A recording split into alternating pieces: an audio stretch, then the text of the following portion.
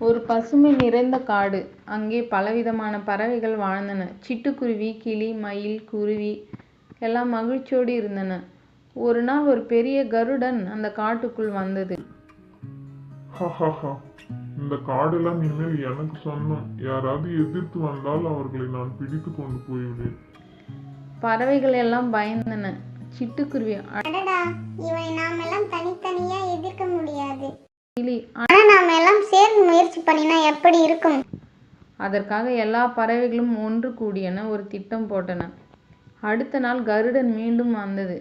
கருடன், இப்போ நான் யாரை பிடிக்கலாம்? அந்த நேரம் நூற்றுக்கணக்கான பறவைகள் ஒன்றாக சேர்ந்து கருடனை சுற்றி பறந்தன. சில பறவைகள் அதன் மீது கீச்சென்று சத்தம் போட்டன. மற்ற சில பறவைகள் அதன் இறக்கைகளில் குத்தின. கருடன் அசந்து போனது.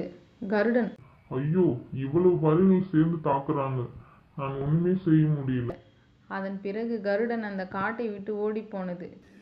வாவ், நம்ம ஒற்றுமையாக நம்ம காடு இருக்கு.